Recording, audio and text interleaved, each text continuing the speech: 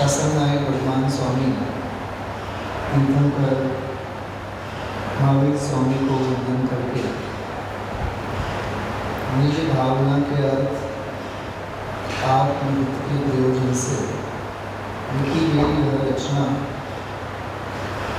अपने आप में आचार्य कुंभ देव की पर्सनल डायरी में अपनी निजी बातें लिखी जाती हैं।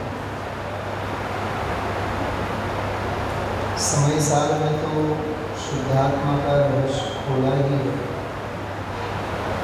प्रवचन साल में द्रव्य गुण पर्याय वस्तु व्यवस्था की अपेक्षा से आत्म स्वभाव को समझाया है, लेकिन नियम साल में आचार्य श्री को कुछ भी कहना नहीं है, कुछ भी समझाना नहीं है। स्वयं जो समझ चुके हैं उसने केवल और केवल समाने का काम किया। अस्थि की मस्ती ज्ञानी की, अस्थि की मस्ती ज्ञानी की, यह बात है भेद विज्ञान। सुनिए अभी बताइए आप तो ज्ञानियों की जो अस्थि होती है, जो मस्ती होती है, मस्त मौला होते हैं। ज्ञानी को जड़ दुनिया से कोई मतलब नहीं होता है। क्या कहा? जड़ दुनिया से ज्ञानी मुनि भगवंतों को, सम्यक दृष्टि ज्ञानियों को भी चतुर्गुण स्थानवर्ती, पंचम गुण स्थानवर्ती अथवा छठे सातवें गुण स्थानवर्ती श्रेणी में विराजमान, 12वें गुण स्थानवर्ती क्षीण मोह, उनका तो मोह ही क्षीण हो गया। सहयोग केवली 13वें गुण स्थानवर्ती, अथवा अब बिल्कुल इंटर्नशिप में आकर के खड़े हैं। 14वां गुण स्थान मतलब क्या है? 14वां गुण स्थान मतलब इंटर्नशिप का गुण स्थान। क्या होता है इंटर्नशिप का गुण स्थान? जो मेडिकल पढ़ते हैं, डॉक्टरी करते हैं, उनको पता होता है। 7-8 साल तो पढ़ो, MBBS करो, फलाना करो, लिखना करो, और फिर सर्टिफाइड डॉक्टर होने से पहले का बीच का एक काल होता है, बिल्कुल इंटर्नशिप होता है। 4 पंच बीजाक्षर समय प्रमाण का काल, अयोग केवली गुण स्थान। न वे अरहंत है, न वे सिद्ध है। अरे इंटर्नशिप में कोई विद्यार्थी नहीं समझा, जैसे ध्रुव है, ये इंटर्नशिप कर रहा है, समझा, तो इंटर्नशिप कर रहा है तो वह न स्टूडेंट है और न डॉक्टर है, 100% डॉक्टर भी नहीं है। समझो किसी की बाईपास सर्जरी करानी हो और उस बीमार व्यक्ति से कहा जाए कि आपका ऑपरेशन जो है वो सर्टिफाइड डॉक्टर नहीं बल्कि कौन करेगा? इंटर्नशिप करने वाला स्टूडेंट करेगा। करने देंगे अपन लोग? नहीं करने। फिर भी वो पढ़ा तो है, वो 7-7, 8-8 साल तक पढ़ा है, लेकिन फिर भी अभी भी सर्टिफाइड और अनुभवी डॉक्टर नहीं हुआ। क्या गजब की बात है। हमें अपने घुटनों के ऑपरेशन कराने हैं, नी रिप्लेसमेंट कराना है, बाईपास सर्जरी करानी है, मिलिंद जी, तो ऐसे अनुभवी से अनुभवी हमारे अहमदाबाद के जो विक्रम शाह 5-5 हज़ार 10-10 हज़ार जिन्होंने नी रिप्लेसमेंट किए हैं, भले ही वो 10 गुना भी पैसा ले तो भी हमें अनुभवी डॉक्टर चाहिए। तत्व ज्ञान में, आत्म कल्याण में। तो देह का इलाज करने के लिए हमें अनुभवी चाहिए, तो अनुभवी ज्ञानियों की बात तो सुनो। हाँ? जो जिन वाणी सुन हर्षाए, निश्चित ही वह भव्य कहाए। भव्य का लक्षण है ये, सुन करके। जैसे वो उस दिन सांस्कृतिक कार्यक्रम में वो IPL का बैकग्राउंड म्यूजिक भर आ गया, बच्चे सब नाचने लगे। उस म्यूजिक को सुनते से ही, संगीत को सुनते से न जाने कौन से ग्राउंड में जाकर के बच्चे पहुंच गए। ये नाद है ना, आवाज है। तो जिनवानी सुन करके जिसका हृदय प्रसन्न चित्त न हो, प्रशम भाव प्रकट न हो, वो भव्य नहीं। भव्यता का लक्षण ही यह है, जो जिन वाणी सुन हर्षाए, निश्चित ही वह भव्य कहाए। भव से होवे पार, रसिया ओरे सुनवा। किसको बुलाया है सुनने के लिए? निशिकांत जी, रसिया जिनों को बुलाया। मिलिंद जी ने कलेक्टर साहब को आग्रह किया होगा, प्रेम से कहा होगा, उन्हीं को कहा जाता है ना जो आने की पात्रता। आप लोग जैसे बहने मूंग होता है ना, मूंग को आप लगाते हैं कुकर में। अच्छा, मूंग को उसको बॉईल करने के लिए लगाते हैं, उनमें 4-6 तो ऐसे होते हैं जो लायक नहीं होते। नहीं समझ में आया? लायक शब्द का विरुद्धार्थी शब्द बोलिए, जोर से बोलिए। अब वो 10-20 जो ऐसे दाने निकलते हैं, ढूंढ करके उनको निकालते हैं, ढूंढ करके निकालते हैं। अच्छा, दोबारा फिर उनको चढ़ाते हैं और कुकर में डालते हैं, कचरे के डिब्बे में फेंक देते हैं। जिनागम में भी ऐसे ही। तत्व सुन करके जो प्रसन्न नहीं होवे, वे उन मूंग के दाल की भांति हैं। जो फेंकने के लायक होते हैं वो फिर से कुकर में रखने के लायक, क्योंकि उनकी पात्रता ही नहीं। पात्र बिना वस्तु न रहे, पात्रे आत्मिक ज्ञान, पात्र थवा सेवो सदा ब्रह्मचर्य मतिमान।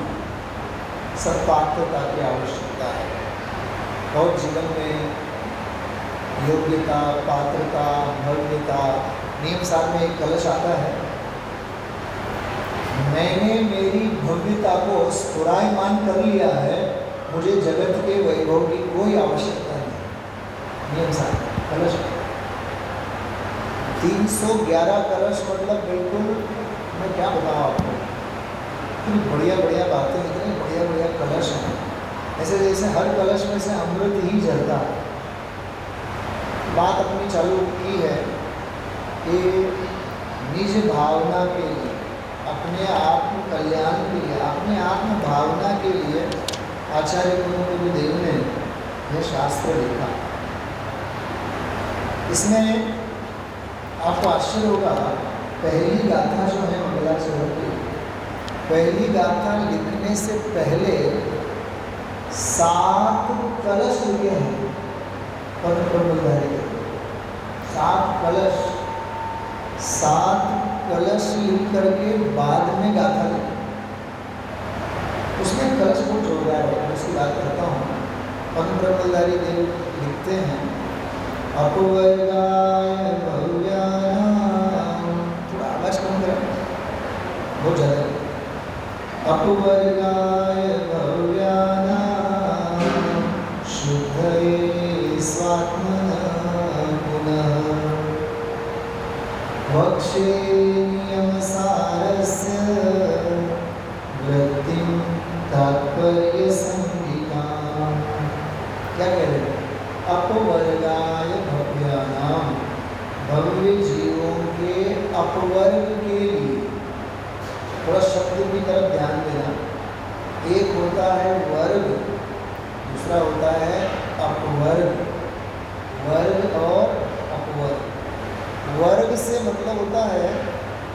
जैसे वो आजकल के नर्सरी और लोअर के जी हायर के जी के बच्चों को ये ऑड वन वाला एक सिखाया जाता है। ऑड वन, जो 5 बातें बताई हैं उनमें से एक ऐसा है वो मेल नहीं खाता, ऑड वन बोलते हैं इसको। तो देखिए, धर्म अर्थ काम और मोक्ष, क्या कहा? धर्म अर्थ काम और मोक्ष, 4 पुरुषार्थ हैं, बराबर। इन 4 पुरुषार्थों में मोक्ष पुरुषार्थ सर्वस्व है, बराबर। अंतिम लक्ष्य तो मोक्ष पुरुषार्थ ही है, लेकिन मोक्ष पुरुषार्थ का पाया जो है, फाउंडेशन जो है, वो धर्म पुरुषार्थ है, पहला वाला। तो कैसे गजब की बात है निशिकांत जी, क्रम बोलना एक बार, पुरुषार्थों के क्रम बोलना। ध्रुव पढ़ा होगा ये बात, हाँ? धर्म अर्थ काम मोक्ष, क्रम ऐसा है ना, ऐसे क्रम से है। धर्म अर्थ काम मोक्ष, पहला है धर्म और चौथा है मोक्ष। अब बीच में अंतराय का काम करने के लिए 2 आकर के खड़े होते हैं, और हमेशा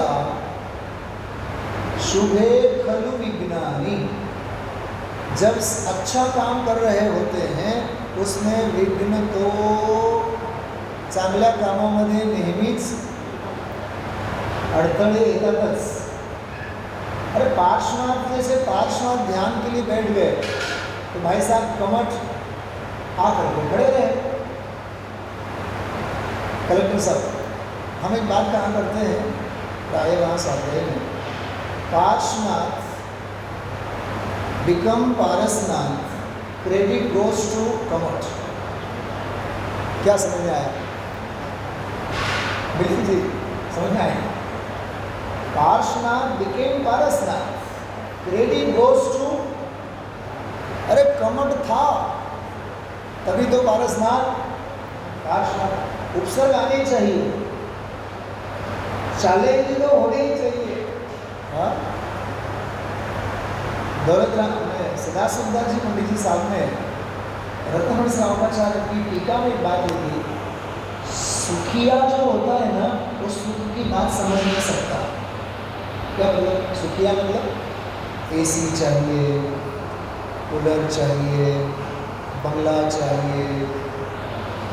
जो सुविधा भोगी होता है वो साधना योगी नहीं होता। सुविधा भोगी नहीं, साधना योगी बनो। क्या कहा? बोलिए रवि जी। सुविधा भोगी नहीं, साधना योगी बनो। गुजराती में तो हम लोग ऐसा डायलॉग बोलते हैं, चल से, फाव से, भाव से। मराठी में तो पूरा ट्रांसलेशन नहीं कर पाऊंगा मैं। चलते काय हरकत नहीं, चालेल। क्या होता है चालेल? चालेल मतलब हम सुविधाओं के मोहताज नहीं है। सुधाकर जी, लाल बहादुर शास्त्री सबसे छोटे कद के पीएम प्राइम मिनिस्टर थे ना, लाल बहादुर शास्त्री। 8th, 9th और 10th, 8वीं 9वीं 10वीं कक्षा में उनके पास पढ़ने के लिए एक शर्त थी केवल, किसान का बेटा। और नाविक को पैसे देने के लिए, नाव में बैठने के लिए पैसे तो चाहिए ना, पैसे नहीं थे तो रोज तैर के जाते थे, नदी तैर के जावे, शर्ट सुखावे और स्कूल में देर से पहुँचे और रोज गुरुजी की मार खाए। छड़ी लागे छम छम विद्या यही। क्या ये मंत्र बताता है बताओ? सच बताऊं मैं आपको, आज तो चारित्र की पूजा अपन करेंगे और आज से समझो अपने हिंगोली इस महावीर भवन में दीक्षा कल्याण संपन्न होने जा रहा है। और ये दीक्षा कल्याण आज से प्रारंभ होगा, कल भी चलेगा, परसों भी चलेगा और देखते देखते केवल ज्ञान और 5वीं तारीख को मोक्ष कल्याण हो जाएगा और अपना भी मोक्ष हो जाएगा। हम राजकोट से मोची आएंगे, थोड़ी ट्रेन से जाना पड़ेगा वहाँ तक। हाँ मिलेंगे। दिग्देशेभ्यः खगायेत्य बोल जी ना बोल जी लिखते हैं। हाँ मिलिंद जी, आप और सर कलेक्टर साहब जितना हो सके उतना इष्टोपदेश का स्वाध्याय कीजिए। ओनली 51 श्लोक, 4-5 दिन में स्वाध्याय हो जाएगा। सर आपका ट्रांसफर हो इससे पहले आप प्रतिज्ञा ले लीजिए, इष्टोपदेश पढ़ के जाइए, बहुत सुंदर गणित है। दिग्देशेभ्यः खगायेत्य संवसन्ति नगे नगे स्वस्वकार्यवशात् यान्ति देशे दिक्षु प्रगे प्रगे। क्या मतलब है? रैन बसेरा करने के लिए पंछी एक पेड़ पे आके बैठते हैं, पूरी रात रुकते हैं और सुबह होते ही से अपनी अपनी देश और दुनिया में उड़ करके चले जाते हैं। 6 तारीख को अपना भी हाल ऐसा ही होना है। दिशा देश से आए गए पक्षी वृक्ष बसन, प्रात होत निज कार्यवश अपने देश उड़न। अपनी अपनी देश दुनिया में चले जाते हैं। सच में जगत में जीव कितने हैं? आकाश जगत की बात जाने हिंगोली में जीव कितने, उन सभी जीवों में जैनत्व में मानने वाले कितने, और उस जैनत्व का रस पान करने वाले कितने। बात समझ में आ रही? 4 पॉइंट में बोल रहा हूँ, बहुत जल्दी जल्दी बोलूँगा। जन्मधारी जैन बनना है, नामधारी जैन बने रहना है, या भावधारी जैन लिंगधारी बन करके भावधारी बनना है? बोलिए बाबू जी, आप बोलिए।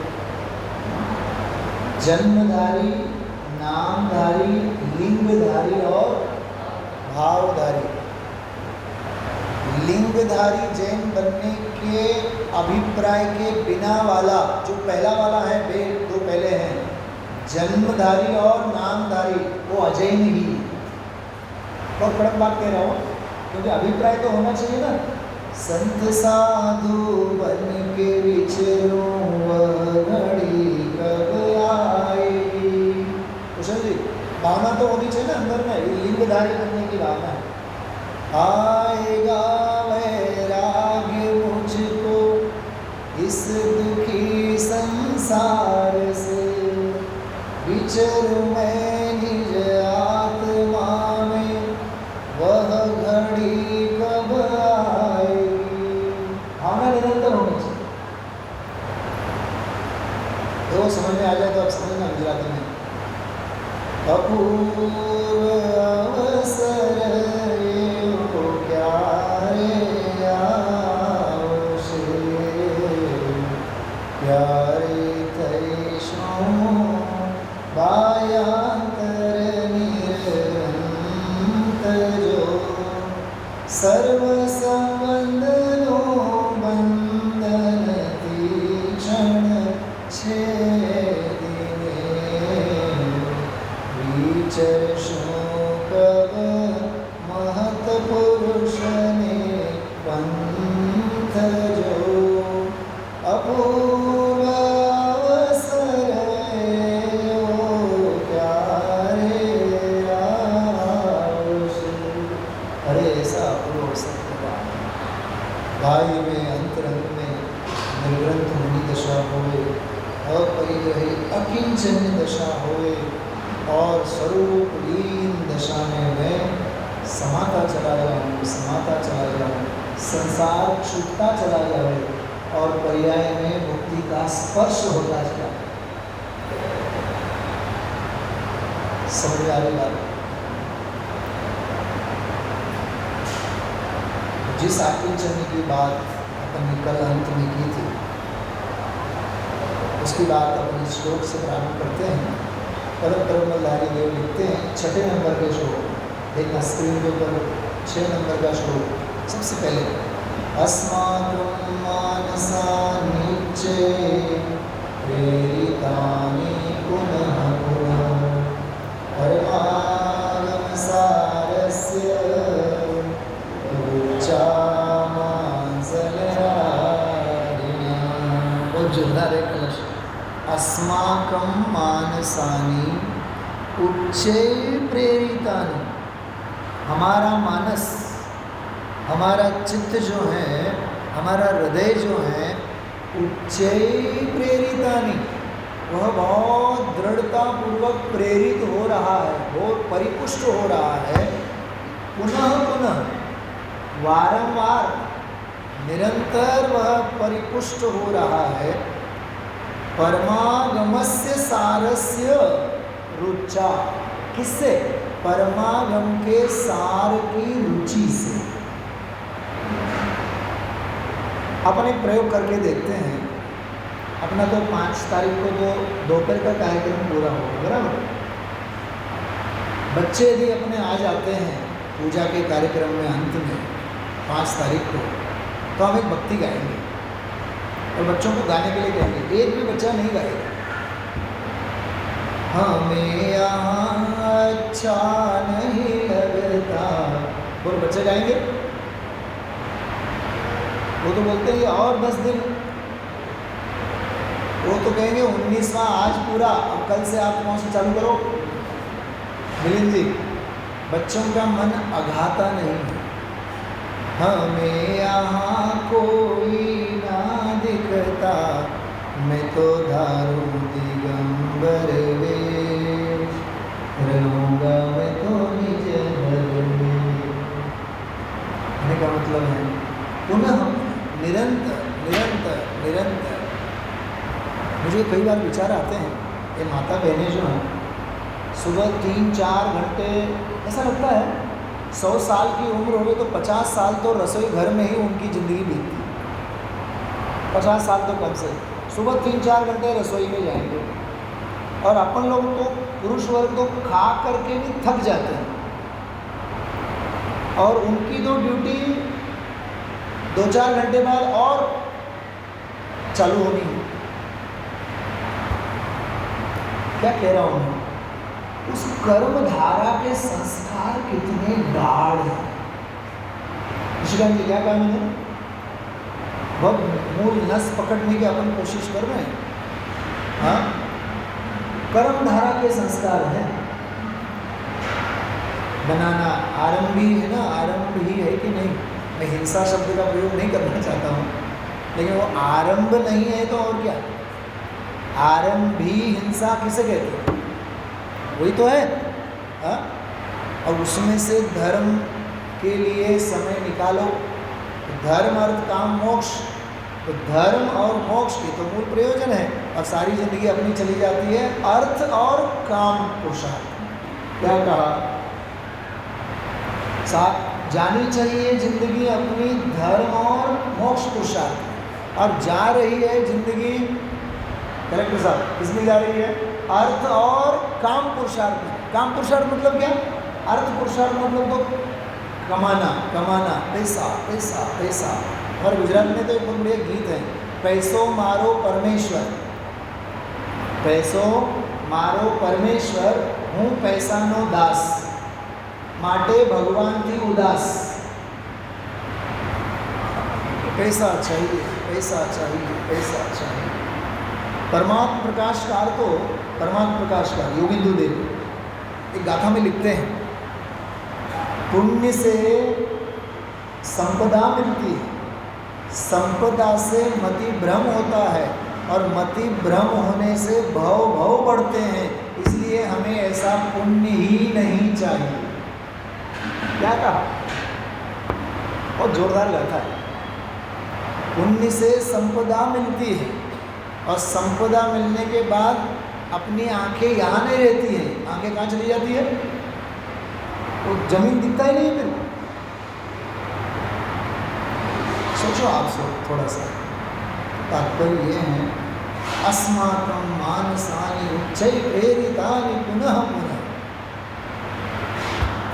मराठी में बहुत बढ़िया भावगीत है, बिल्कुल में हम लोग गाते थे कि झमक झमक में नहीं चल पाती है, शांत स्वरों में। मन माझे सुंदर हो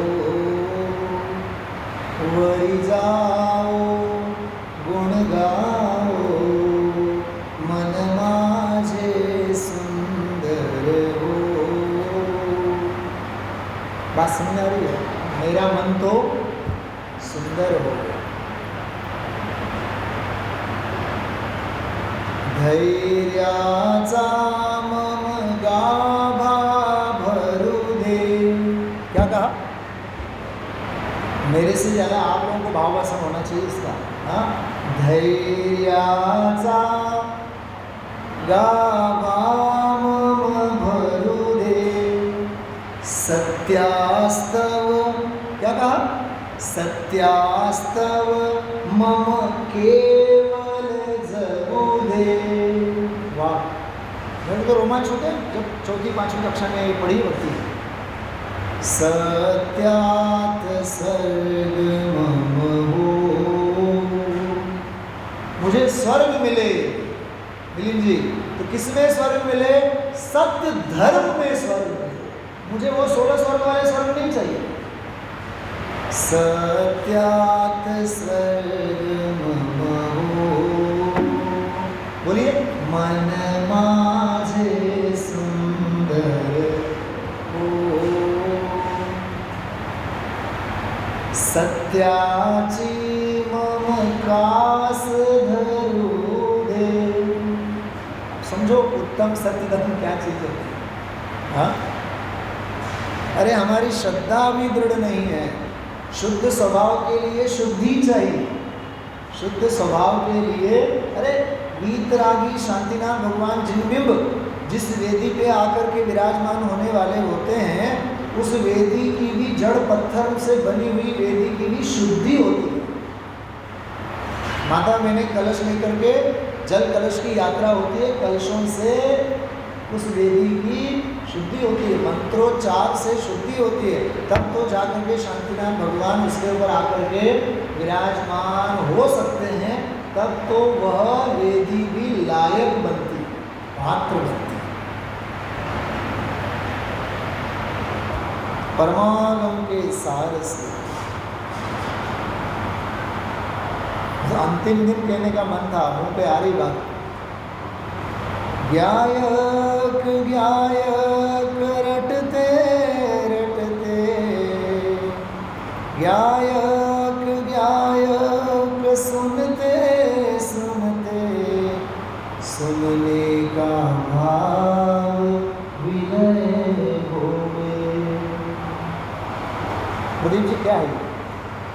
हाँ, हमारा शास्त्र है कैसे? हमारा शास्त्र है कैसे? निर्जरा बात समझ में आ रही है? 80 साल हो गए, 90 साल हो गए, और अभी भी बोलो ऐकावे जनाचे सुनने में लगे हुए। आकाश जी, पापा को तो बिल्कुल ना बोलना, आप सुनना बोलना कुछ नहीं, समाज में बैठो, ध्यान में बैठो। श्रवणेंद्रिय का विषय ही तो है ना, और क्या है? सुनते सुनते ज्ञायक ज्ञायक सुनते सुनते, सुनने का भाव विनय होए। ये है शुद्धि। सुनने के भाव तो शुद्ध भाव है ही, शुद्ध भाव है, लेकिन सुनते रहने का भाव ये शुद्ध भाव नहीं है। तो कहीं ना कहीं 5 इंद्रिय के विषयों का रस है। नहीं भाव इस मंद भाव का, और करूं सब स्वार। सब कुछ सर्वस्व त्याग करने के लिए मैं आया हूँ। तो ये बात बहुत सुंदर है। परमानंद के सार से हमारा मानस, हमारा चित्त अतिशय उज्ज्वल है। चलिए अब आगे बढ़ते हैं। कल पहली गाथा अपन ने ली थी 38वीं, दोहराएंगे आप लोग। जीवादि बहितचम, बोलिए। जीवादिवहितचं हेयं वादेयमपणो अपार हेयं वादेयमपणो अपार कम्मोपाधिसमो भव कम्मोपाधिसमो भव गुणपज्जाये वदेरितो गुणपज्जाये वदेरितो। देखिए क्या गजब के बोल हैं। जीवादि सभी बहिर्तत्व वे हेय हैं, छोड़ने लायक हैं। आत्मा ही ग्राह्य है, ग्रहण करने लायक। मतलब करने लायक क्या, ग्रहण करने लायक क्या और छोड़ने लायक क्या। इसको और शब्द शॉर्ट में कहें, कर्तव्य क्या और अकर्तव्य क्या, ग्राह्य क्या है और अग्राह्य क्या है। उसकी बात दूसरी पंक्ति में बहुत मार्मिक बात कही थी। और कर्म से उत्पन्न जो कर्मोदयजन्य गुण पर्याय हैं वे सारे के सारे बाह्य हैं, इसलिए हेय हैं। और आत्मा ही आत्मा के द्वारा ग्रहण करने लायक। ठीक है, एक बहुत मार्मिक गाथा अपन ने पढ़ी। अब दूसरी गाथा भी अपन ने कल ली थी 39 नंबर की।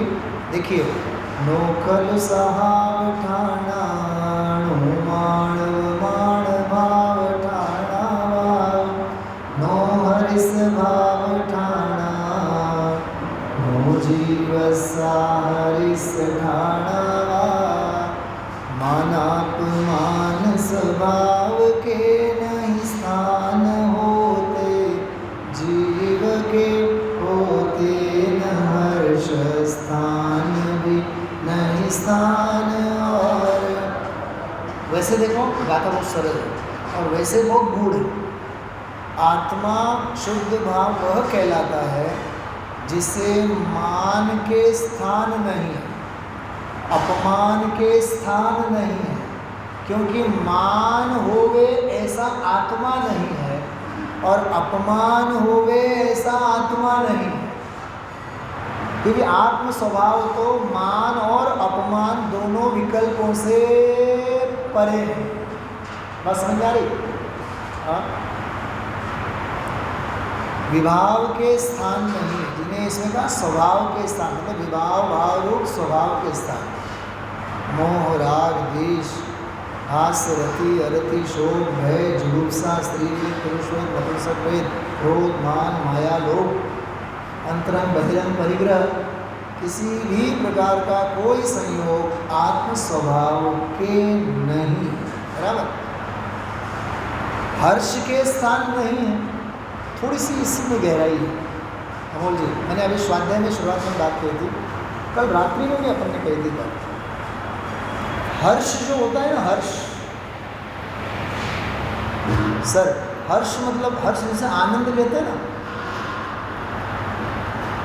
परिग्रहानंदी नाम का रौद्र ध्यान, आर्त ध्यान के 4 प्रकार होते हैं।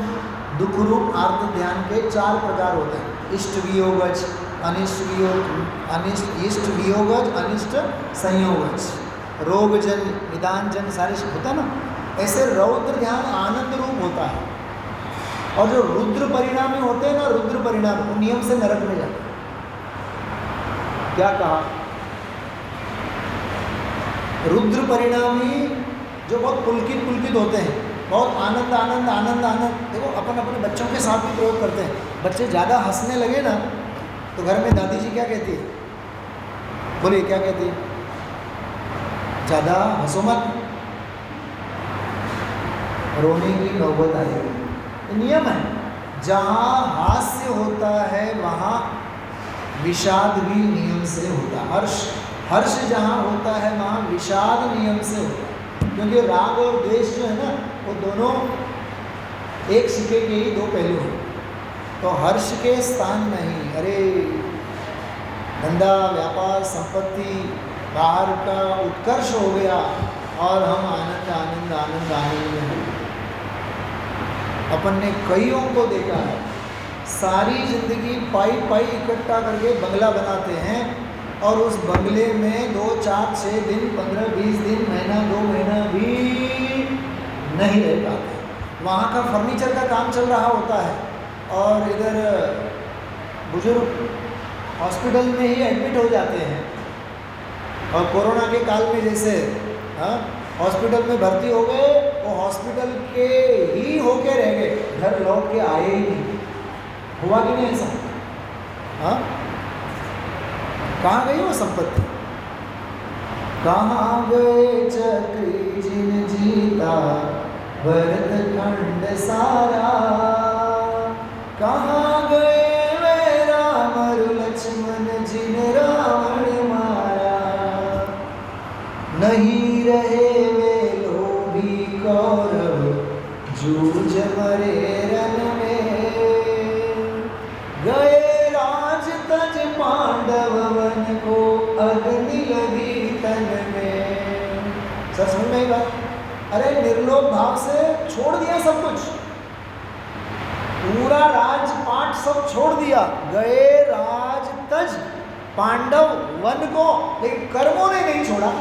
मोक्ष के प्रेमी हमने, ऐसे ऐसे उदाहरण है। वो उसको बोलते निधंती और निकाचित। एक और बात, बहुत मार्मिक बात कहता हूँ, अमोल जी, पंडित जी का वाक्य है, दुख तो आएंगे लेकिन दुखी होना कंपलसरी नहीं है। क्या कहा? बोलो। बांधे हैं कर्म तो उदयजन्य स्थिति तो होगी ना। दुख तो आएंगे, रितेश जी, बांधे हैं ना निदान शल्य, वो आएंगे, लेकिन दुखी होना जरूरी नहीं है। यदि दुखों के आने पर दुखी होना जरूरी होवे तो शुद्ध भाव का अस्तित्व ही नहीं रहे। तेरे पुरुषार्थ का क्या होगा? तेरे स्वभाव का क्या होगा? तो स्वभाव को तुझे यदि समझना है तो तुझे दुख के काल में भी क्यों लगाया? क्योंकि सुख के काल में भी तुझे स्वरूप और स्वभाव की ही दृष्टि करनी है। कितनी सुंदर सुंदर बातें हैं। तो हर्ष के स्थान नहीं, अहर्ष। मैं तो कई बार ऐसा बोलता हूँ, कई लोग आधि से दुखी होते हैं, कई व्याधि से होते हैं, कई लोग उपाधि से होते हैं, और कई लोग तो दुखी इसलिए होते हैं कहीं कामस नहीं हो। बच्चे बड़े हो गए, समय ही नहीं जाता है। सार की कदर की गई होती तो समय की कीमत समझ में आती। मिलिंद जी क्या कहा मैंने? सार की कद्र यदि होती तो समय की महिमा आती, और समय सार को रोम रोम में उतरता। क्या कैसी स्थिति है कि बड़े बुजुर्ग कई लोग ऐसा कहा करते हैं, जब शरीर में शक्ति होती है ना तो धंधा और व्यापार, उसके अलावा कुछ नहीं करते हैं। मतलब रौद्र ध्यान, रौद्र ध्यान, रौद्र ध्यान, रौद्र ध्यान, रौद्र ध्यान, और टांगे ढीली हो जाती हैं तो अमोल काय सांगायचं, पायच चालत नाही हो, आता शिखरजीला कसं जायचं। आर्त ध्यान, आर्त ध्यान, आर्त ध्यान।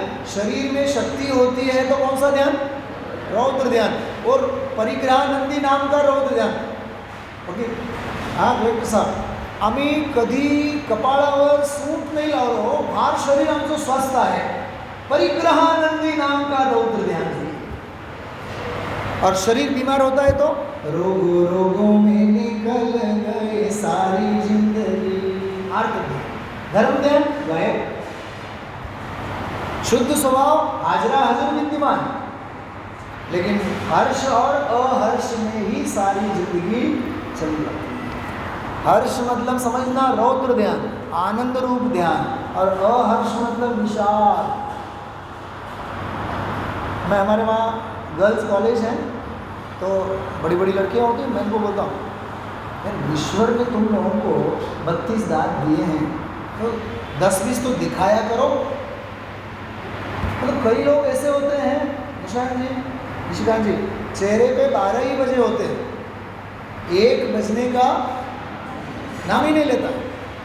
प्रसन्न रहो, आनंद में रहो।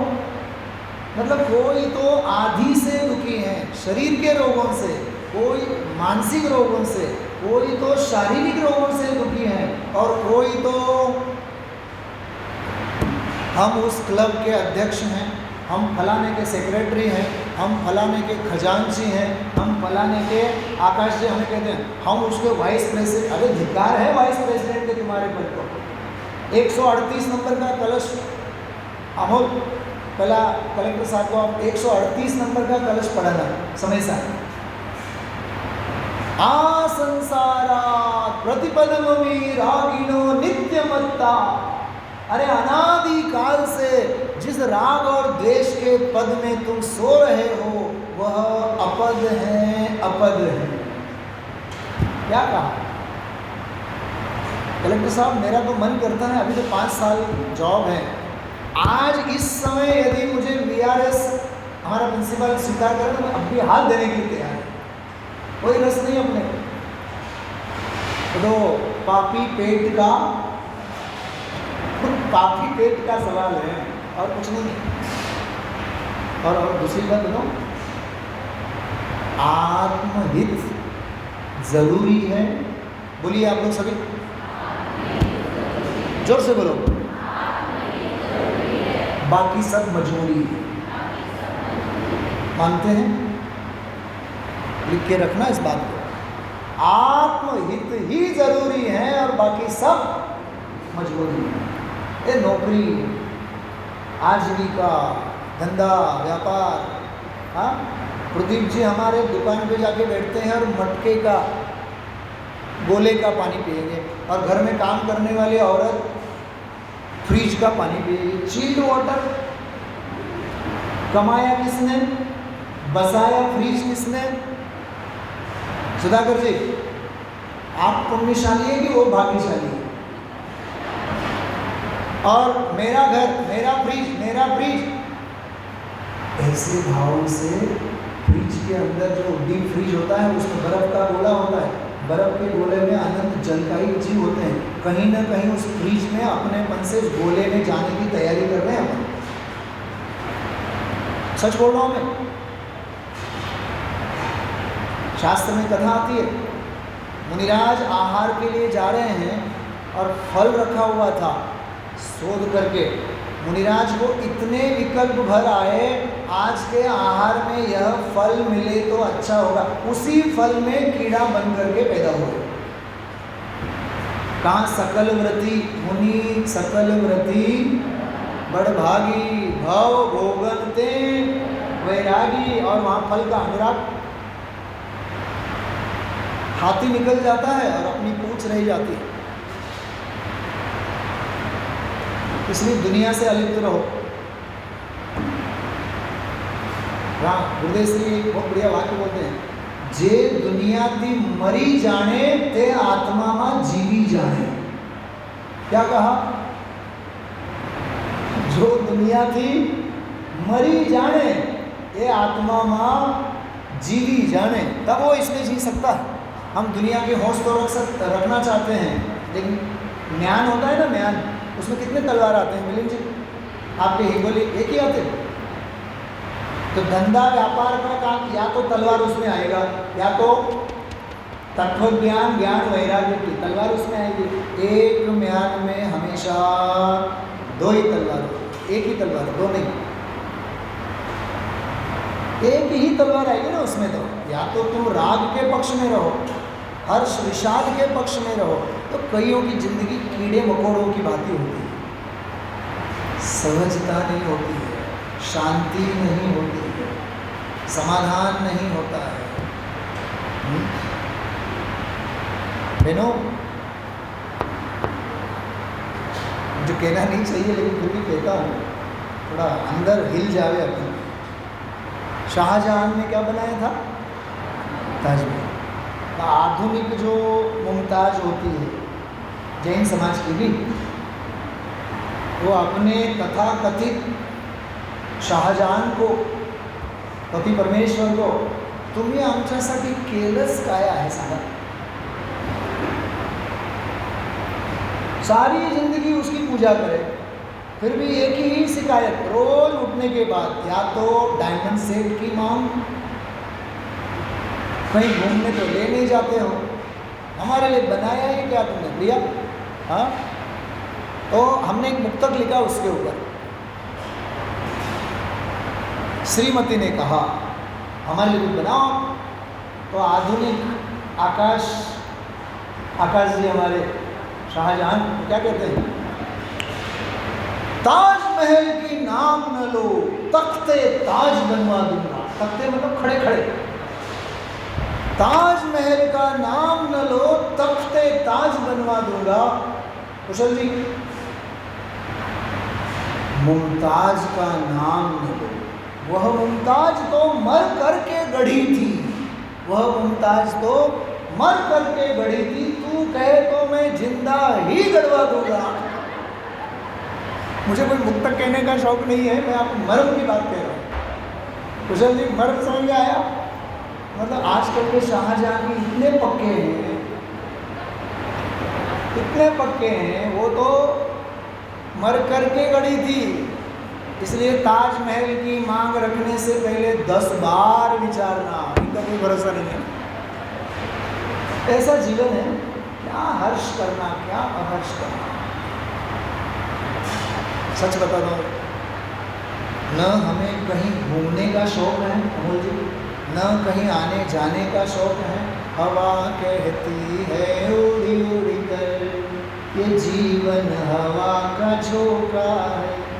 इधर आना उधर जाना, आने जाने का धोखा है, और कुछ नहीं.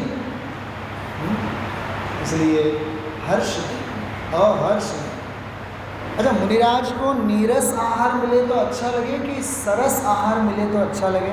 सोच के बोलना. अच्छा, जवाब इधर से आया है, नीरस आहार मिलने पर अच्छा लगेगा. पहला बताओ, अच्छा लगेगा? तो क्यों बताया आप लोगों ने?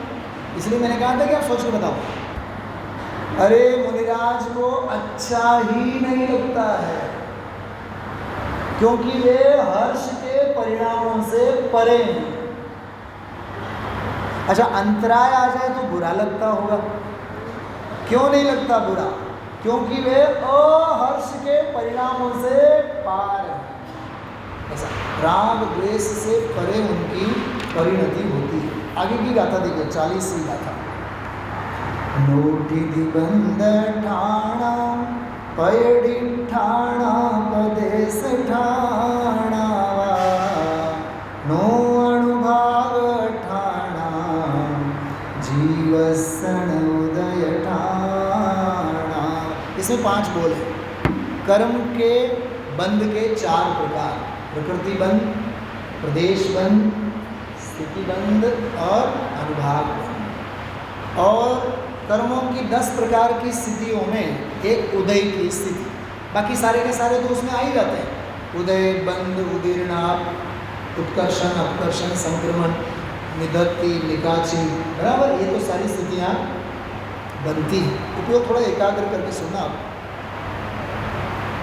प्रकृति बंध जो हैं, कहते हैं जीव को प्रकृति बंध नहीं है, जीव को प्रदेश बंध नहीं है, शुद्ध स्वभाव को स्थिति बंध नहीं है, और शुद्ध स्वभाव में अनुभाग बंध नहीं है, और शुद्ध स्वभाव में उदय भी नहीं है. क्योंकि कर्मों से असंयुक्त स्वभाव है, निष्कर्म स्वभाव है. तो उदय किसका? और उदय में पाप का उदय, पुण्य का उदय, ये भेद कहाँ खड़े हैं? उदय है सो है, वो हमारे ज्ञान का ये है. न वो अच्छा उदय है, न वो बुरा उदय है, न वो पाप का उदय है, न वो पुण्य का उदय है. कल रात में मैंने कही थी आपको बनारस जी की बात. भाग्य के उदय को ज्ञानी नाक के मैल के समान गिनते हैं, और यश के उदय को विष्टा के समान गिनते हैं. क्या कहा? ज्ञानी को जग ख्याति नहीं, ज्ञानी को आत्म ख्याति चाहिए. साधक को क्या चाहिए? आत्म ख्याति चाहिए. उसे प्रकृति बंध से कोई मतलब नहीं। प्रकृति मतलब जाति, ज्ञानावरण, दर्शनान, वेदनी, मोहनी, आयु, नाम, गोत्र, अंतरा, जाति नक्की होना ये प्रकृति बंध। प्रदेश बंध में प्रदेश अर्थात संख्या, संख्या ज्ञानावरण के इतने, दर्शनावरण के इतने, बराबर। ऐसे कर्म 8 प्रकार के 148 कर्म प्रकृतियों में जो संख्यात्मक अंतर होते हैं उनको बोलते हैं प्रदेश कर्म। मुझे बताओ, पाप के परमाणु अच्छे या पुण्य के परमाणु अच्छे? अच्छा, संतान में लड़का अच्छा है लड़की अच्छी? संतान 2 अच्छे कि 4 अच्छे? बताओ बताओ बताओ, जल्दी बोलो। कोई बात नहीं, जवाब मत दो।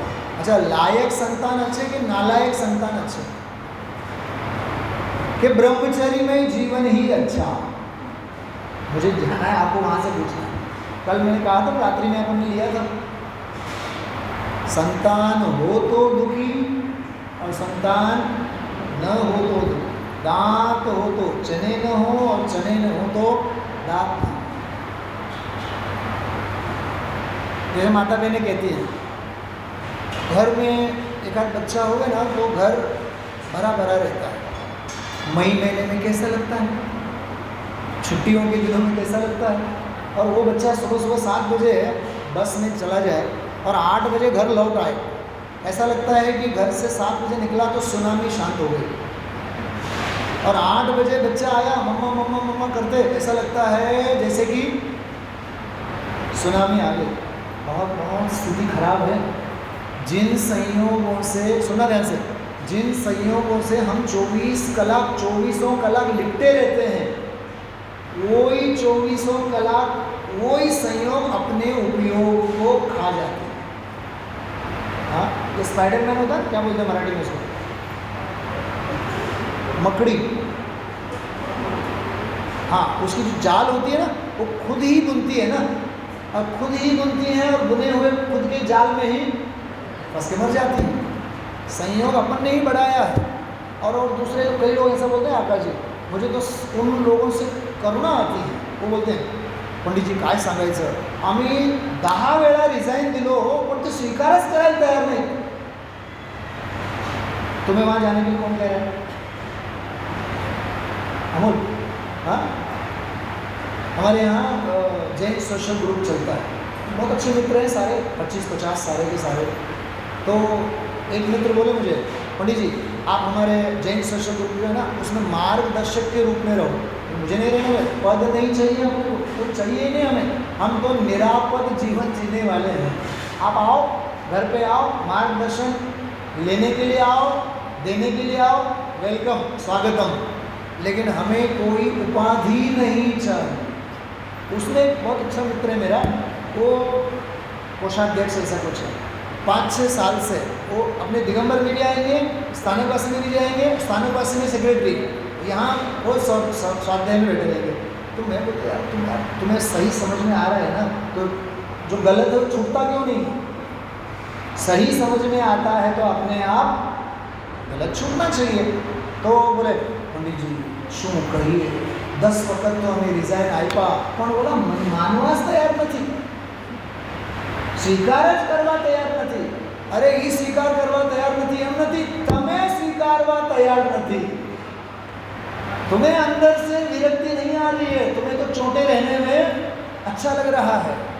हाँ, ये 80 साल की माँ जी, जो भी आप में से 70-80 साल की माँ जी क्या करती है अमोल जी को, अमोल तुम्हाला काय सांगायचं, 3 वर्षाचं आहे ना ते घरी, तो सोडतच नाही, मंदिराला यायची वेळ आणि आजी आजी आजी आजी करत ते, मतलब 3 साल की बच्ची क्या ताकतवर है, 90 साल की दादी माँ को क्या कहा मैंने, 90 साल की दादी माँ को बिल्कुल, क्या कहूँ मैं आपको, शब्द आ रहा है मुँह में, हाँ, जिन मंदिर में विराजमान मूल नायक की तरह घर में ही बिठा के रखती है, मंदिर में आने देती है।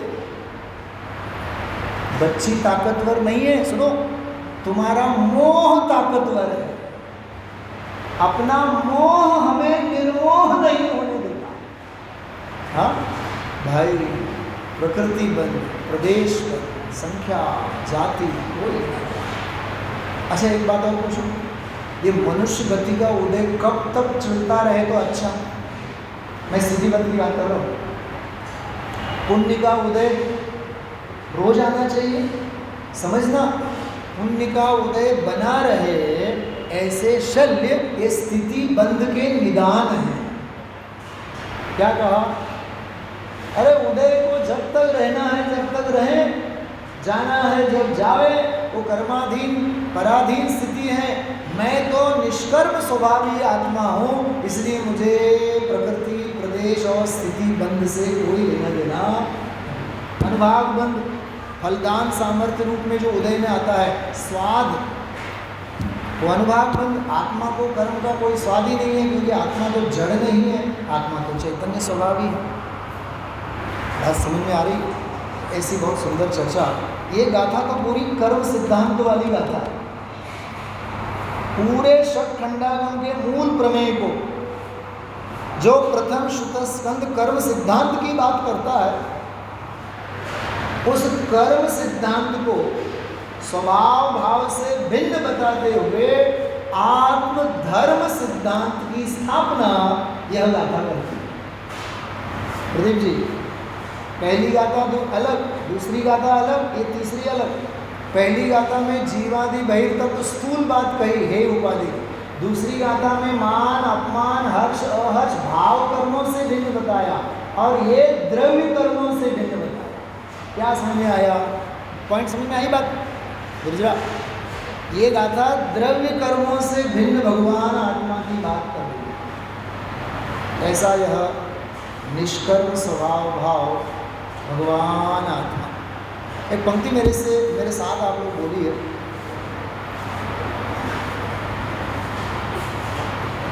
सदा जिन देव ने तुझको सदा जिन देव जाना है, बोलिए। सदा जिन देव ने तुझको सदा जिन देव जाना है, जो सिद्धों को सुहाया है, बोलिए। जो सिद्धों को सुहाया है, वही तुझको अपनाना है, वही तुझको अपनाना। तीन लोक के शिखर पर तेरा अधिकार था, तीन लोक के शिखर पर तेरा अधिकार था, आज भी है और सदा ही रहेगा। कल भी रहेगा, बोलो क्यों? परसों नहीं रहेगा, सदा ही रहेगा। बात समझ में आई? ज्ञान का लहराता सागर फिर भी जल ढूंढ ना पाया, ज्ञान का लहराता सागर फिर भी जल ढूंढ ना पाया। जगत को जानने वाला स्वयं को जान ना पाया, जगत को जानने वाला स्वयं को जान ना पाया। जानना देखना, बोलिए। तेरा स्वभाव था, तेरा आज भी है और सदा ही रहेगा। चेतन स्वरूप से तू, ऐसा परम चैतन्य में शुद्ध स्वभाव भाव, भाव कर्मों से भिन्न और द्रव्य कर्मों से सदा सदा सदा के लिए भिन्न, ऐसा निष्कर्म स्वभाव भाव में, ऐसा वह आत्मभाव हम आप सभी की परिणति में प्रकट हों। इसी मंगल भावना के साथ ओम नमः शिवाय।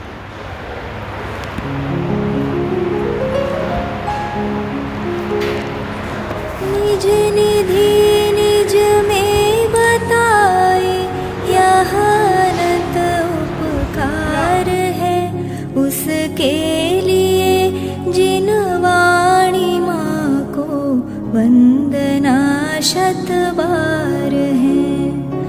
वंदना शत बार है, वंदना शत बार है।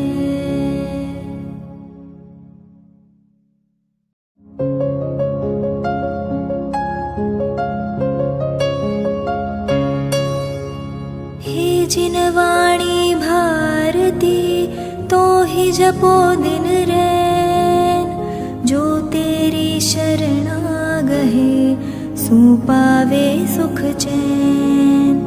जावाणी के ज्ञान ते सूझे लोकालोक, सोवाणी मस्तक नवो सदा देत हो ढोक, सदा देत हो